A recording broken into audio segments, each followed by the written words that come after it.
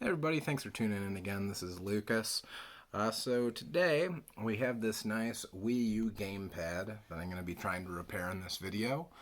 It's not really a guide or anything like that, but if you want to try and follow along, you're more than welcome. But I am not a repair person or anything like that, just doing this at home. So hopefully, it will serve as a little bit of a guide to help, but take it with a grain of salt. Let's just say it like that. So I got this off eBay with a actual Wii U console for like 35 bucks a few weeks back. Not a bad deal considering I believe Wii U's are just going to skyrocket in price in these upcoming months because there was such a limited run of them considering, well, nobody wanted them. So trying to get in on that now because once it becomes popular, it's going to be too late, obviously. So for this one, the console worked perfectly, had no issues, so that's great. Pretty much pays for the auction by itself. But the real money in them are these gamepads.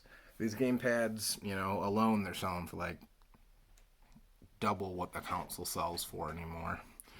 And it's just going to go up from there, so might as well get them while you can. This one I bought it, I already knew it was broken. It came as a broken auction. So if we power it on, you'll be able to see what's wrong with it pretty immediately. So it's cracked 8 ways to Sunday. So what I did is I went on eBay and I purchased a replacement screen for it.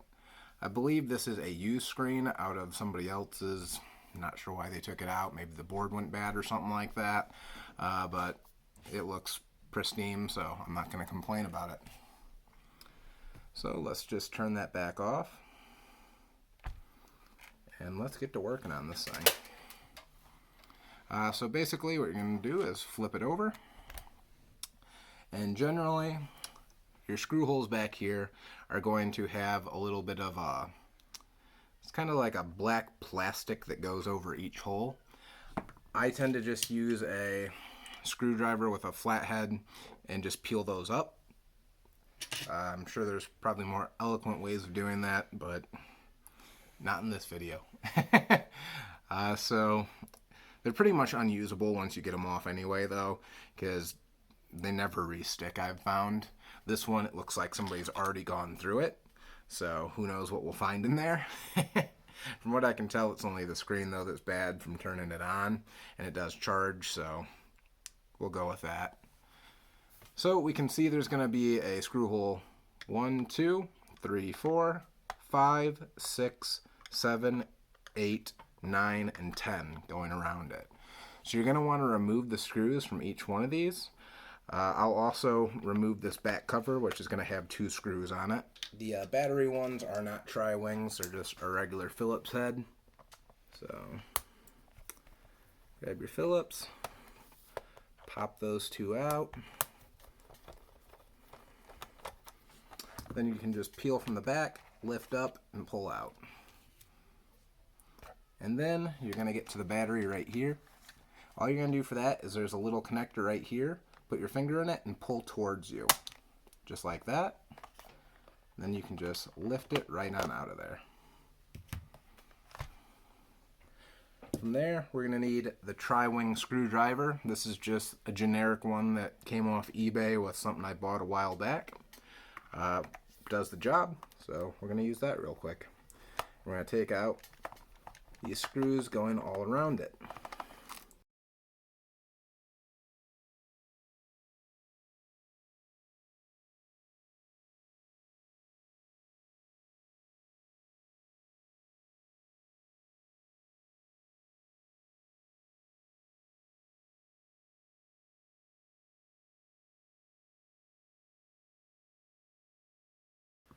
Okay, perfect. Once we got those out, I think I got them all. We're just going to start to separate the back housing from the front of it. I like to go from the top section, peel up, and then go back.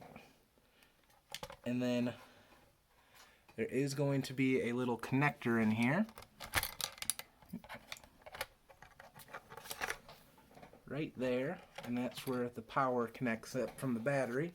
So all you need to do is grab on that one and pull up. You can see it right here. So just make sure you grab the white plastic and pull up. From there, we're going to see the board.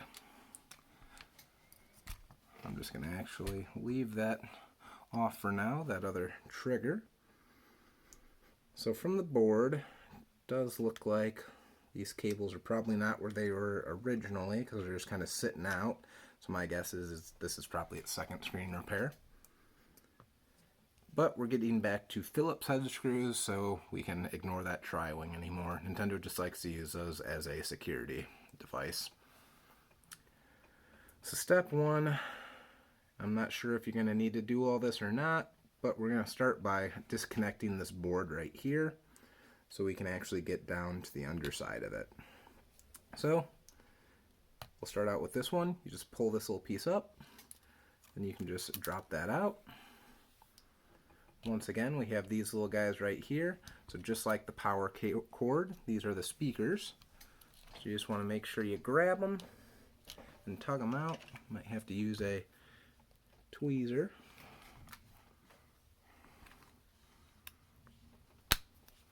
That's not going to work. There we go. That one's out. So now we'll go to the other side. We can see the speaker goes all the way up to here. So we're just going to tug that one out. Then we are going to take a look at this one, which looks like it routes underneath the board down to here. Once again though, it's just another one of those same pull style clips, so we're just going to pull it out and not worry about it. Main reason for disconnecting all this is since I'm not entirely sure what needs to come out, this way I don't have to worry about anything breaking. So now we're just going to see these cables right here on each side. It's the same as down here, you just pull up on it, then you can just tug that out. So one's in there nice and good. On this side, do the same thing, just pop up the little carrier and pop that out. Then there's these little white ones right here. These have a push button tab on top. So you're going to push down and pull out.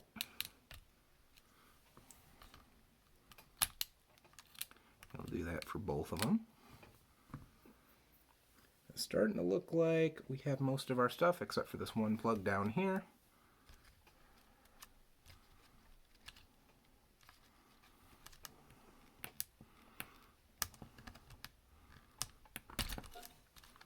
Got that pulled out.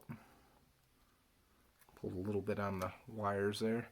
It's kind of a tight little spot. And now we're going to do another look. I can see there's another plug right here with a wire. So for this one, it looks like you're actually going to go from the other side right on this. And you'll pop it up. Just like that, you'll see it go up. Be very, very careful on this one and all these ribbon connectors, because if you break one of those, it's not going to be a fun day for you, because there's not a good way to replace those.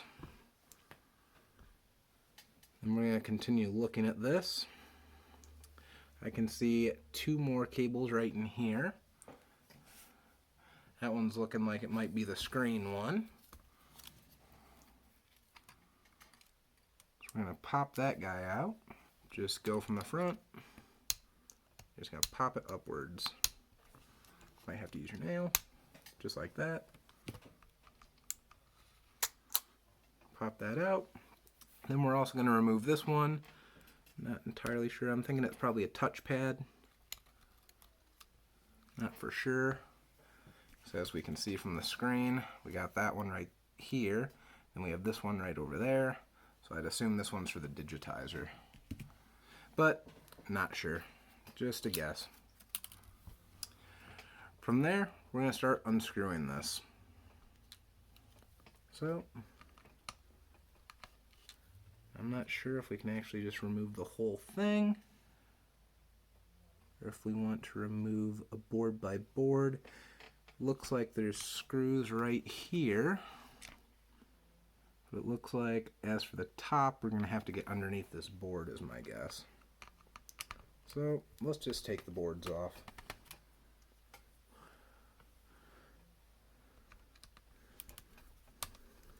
It's just a screw that can be put back. So we did two. There's another one right here. Looks like there's one over here.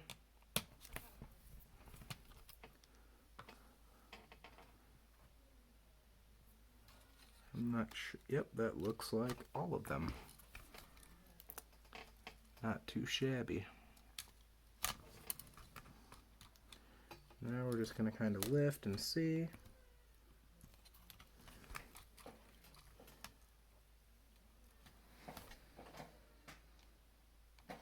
Okay, so we have one more cable right in here. It has another one of these plug wires. I'm actually just going to pull that one by the cords.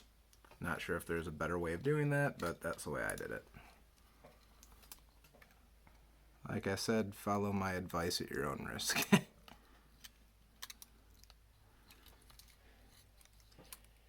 want to keep as much of this together as I can as possible, so I'm just going to leave the antenna cables. See if we can get away with that. Now we can see those up top screws. So let's take the 4 screws out that hold the screen in.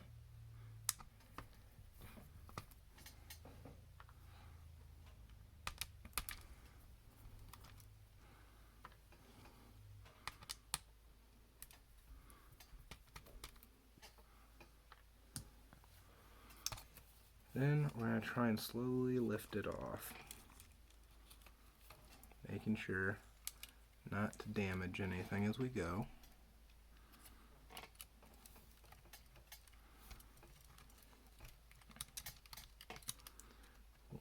Unroute these antenna cables to give us a bit more slack.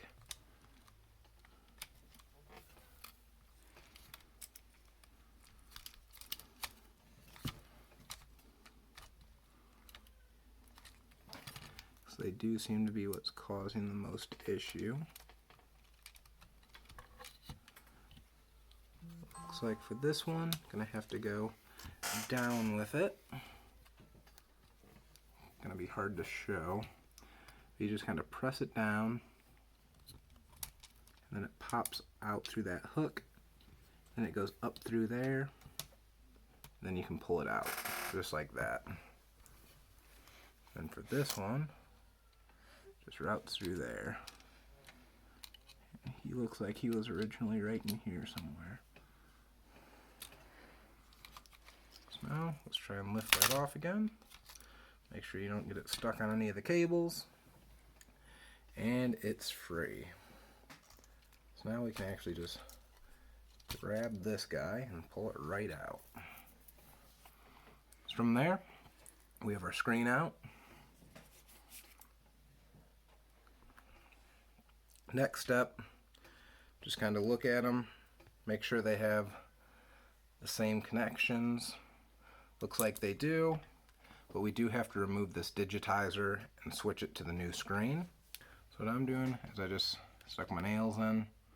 I'm just going to kind of peel across and slowly separate it. Just like that.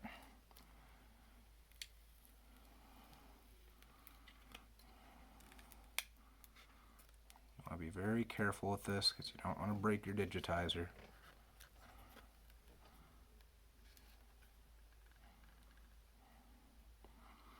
I don't know if this one's already broken or not, so we're kind of making a guess here. I'm just going to go with the hope, though, that it's fine.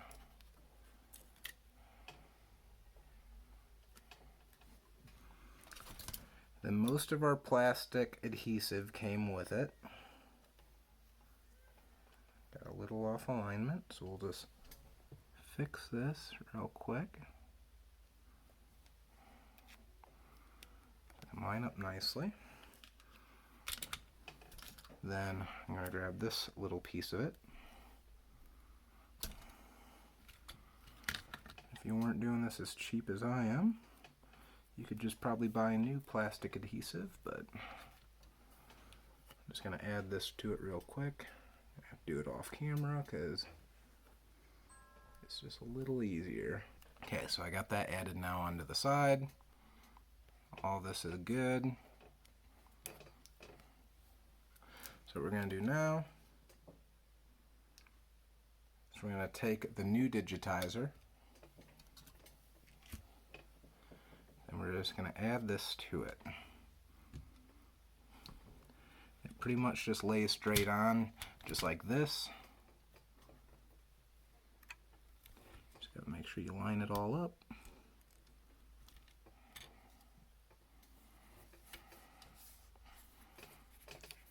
Make sure you seal it back down again. So just run your hands all around it. Just like that. Then we have our assembly good to go. So the only other thing that this one has is it has this nice backing for it. So we might see if we can transfer that. So I'm sure it's made to be like a barrier between it. So you don't want the metal of the board touching the backing metal of this. There we go. I took that off the back of it. Now I'm just going to lay it down on this real quick. This might be a little off camera, I apologize, but I'll show you once it's down. There we go. And this is probably a used screen because this one had a nice sticker. This one does not. But like I said, doesn't matter as long as it works, which remains to be seen. So from there, we're just going to take our new screen, set it back down, making sure that nothing gets caught on it, which is a lot easier said than done, because there is so many ribbon cables for this. Don't just press it down. Make sure, keep going around it and making sure everything is not getting squished. Once you're sure, you can actually firmly press it into place.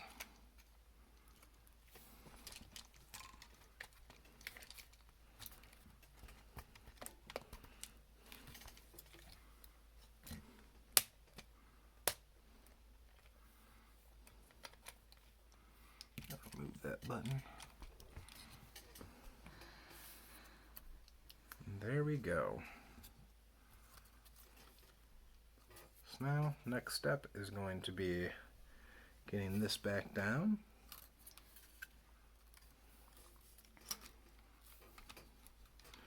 Once again, make sure all your cables are out of the way. And you got to make sure the screen and the digitizer ones go through the middle.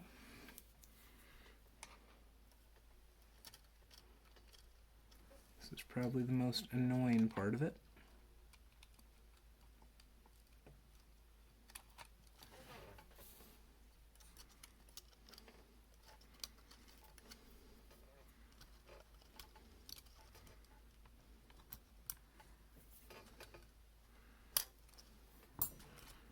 Got those. Now we got to get this side done. Peel that back.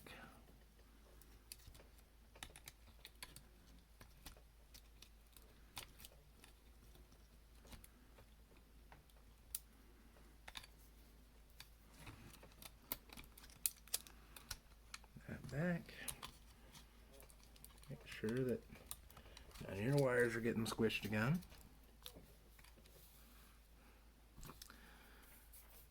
These little white cords on the side will just keep trying to get stuck.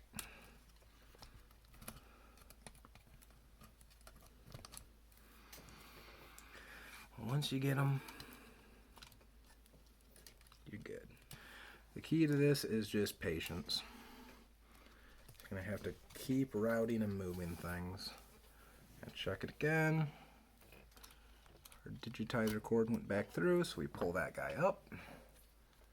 Now let's get those screws in there before we lose all of our progress. Okay, so we're putting these 4 screws back in.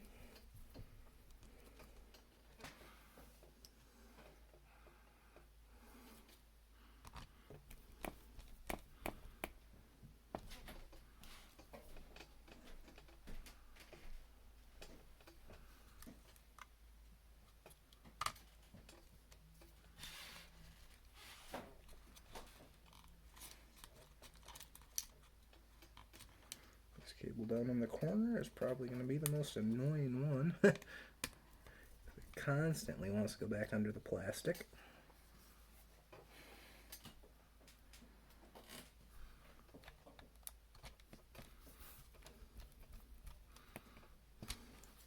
There we go. So now that we got it nice and secured, we're going to worry about these antennas again. So this guy goes right into here, and he just gets clicked into this little channel, then into that channel. And they do not like to stay, so bear that in mind.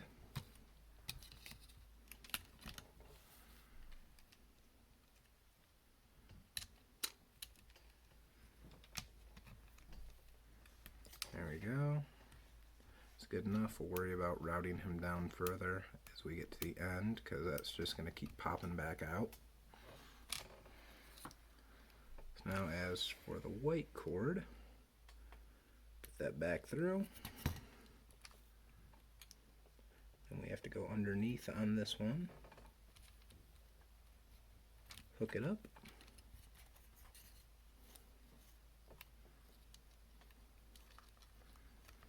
And they both go into this clip.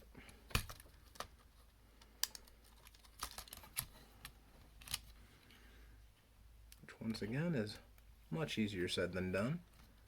Not gonna lie, this is not a super simple procedure. It involves a lot of patience.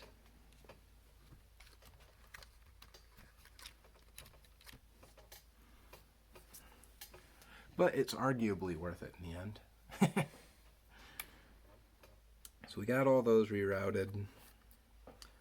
This next step, I believe, let's actually get this button situated a bit better. There we go.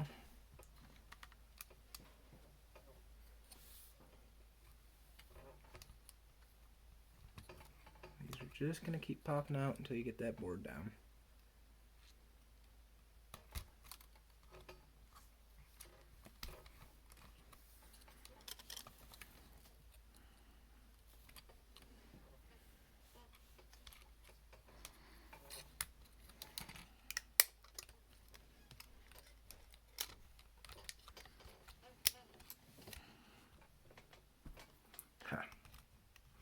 So we're going to have to run the screen cable through that again.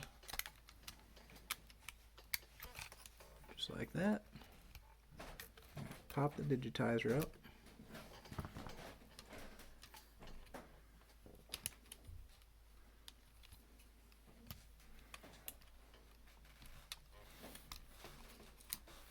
And deal with all these cables on the side.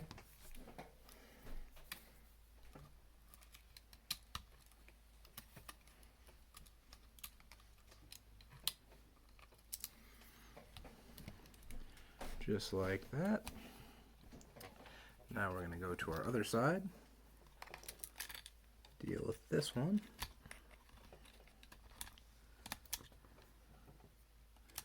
Like I said, those white cables will pretty much be the bane of your existence by the time you're done with this.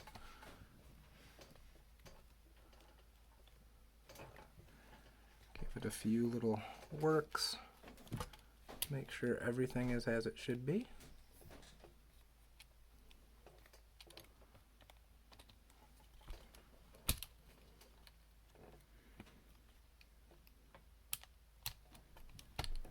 Does look pretty darn good. So I'm going to try screwing a few down so we can kind of test our work, make sure everything's right, because it's very hard to do this when it's not secure.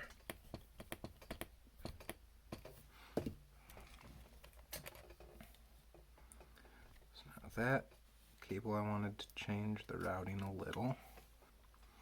Not sure if that's its original routing, but that's where it goes now. So let's just continue on. So I firmly believe, and rather than testing as you go, put the whole thing back together and then test it so you can take it all apart again.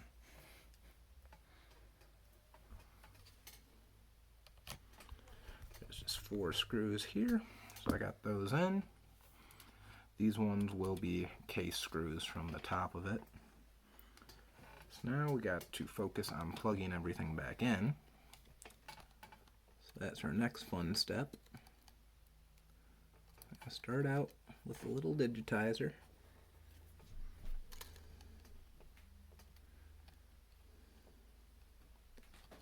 Just remember, we got to put this piece up.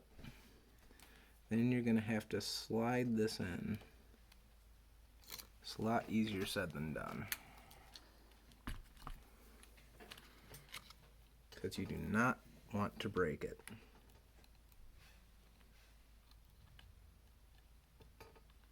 I've broken a few of these in my day on different systems. I've seen people break them. It is never fun. Because then you just did all that work for nothing. Now we're just going to get that back in. That one's nice and easy because it is a firm cord. Or firm cable, I guess I should say. Put this one back in down below because it just keeps flopping wherever it wants.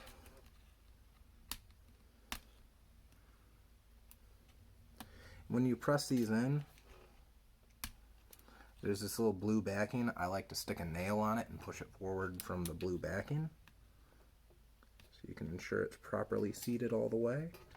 Should be even the whole way down once it's in there. These white cables just popped right back in the way they go.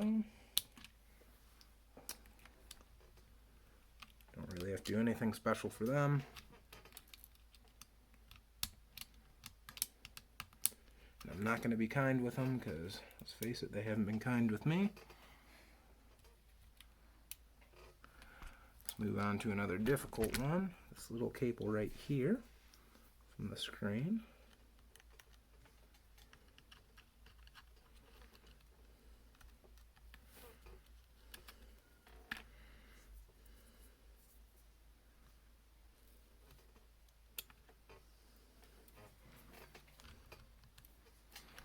Once again, these cables are very annoying.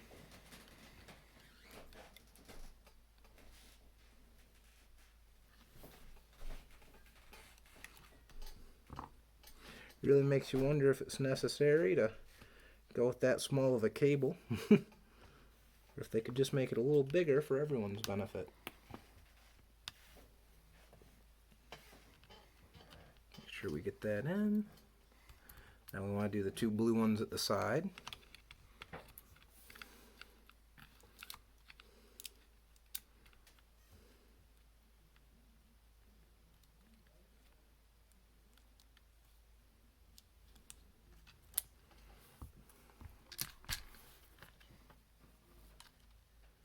Let me tell you, putting in ribbon cables is a real test in patience. Because eventually you're just going to want to slam them in. Call it a day. But don't. Just step away from it at that point. Or do it and buy a new gamepad. These blue ones are a bit more tricky, because they have little self-holders on them. Basically it goes out and then there's a piece that goes like that that sits in, so you really have to focus on those ones. From there though, I'm going to plug this speaker back in on this side. There we go. Then we're going to move back over to our other side. This piece went right in here. You can tell due to the length. It clearly cannot reach any other port. This one right here went all over the place. It eventually landed way up here.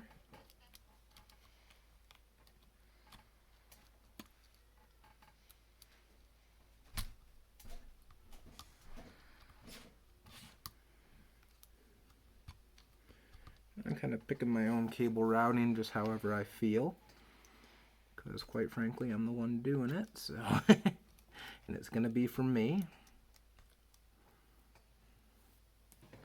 So I'm not too particular about following the exact routing they were in originally. Now we're going to get this speaker one. It's going to go right up in here.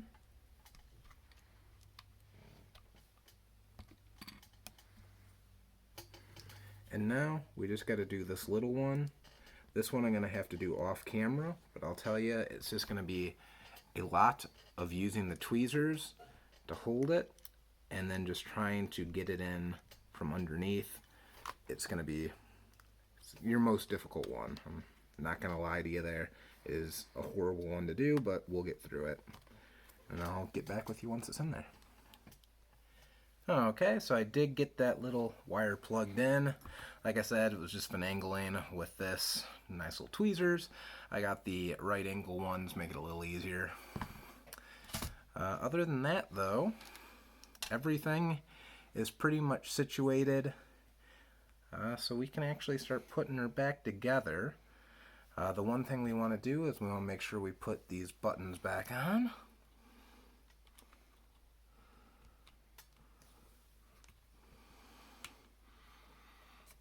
They just set into the holes there.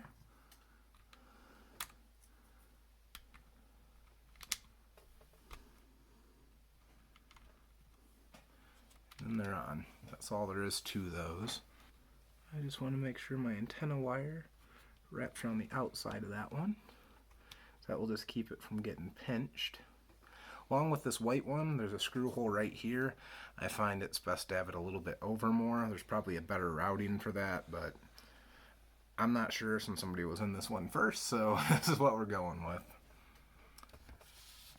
But yeah, once you get that all together, we're just going to take this. Remember, we got to clip this back in for the power. That's plugged in. And just slowly set it down on there, or drop it as I just did.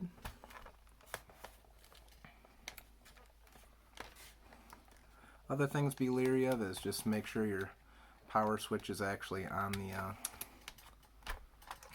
not your power switch, your volume switch is on the actual piece for it. And the way you can know that is you can just lift it up. And if you look down in there, you'll see there's a little nub which lines up with this. You just want it centered on that nub. So right now, it's on.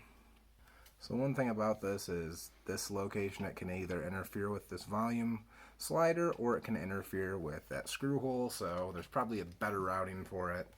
I would just follow whatever it is on yours when it comes out. Mine, it was just impossible to follow it because it wasn't there any longer. So we're going to plug that back in now. I'm going to refit it again. It's going together much better. You can see we have full volume sliding capabilities.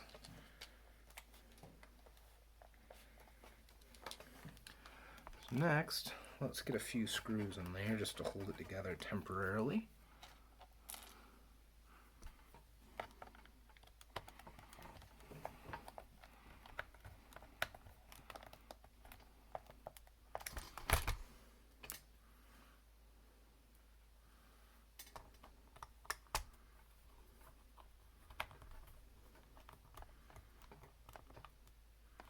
Now we're to the point of wanting to test it.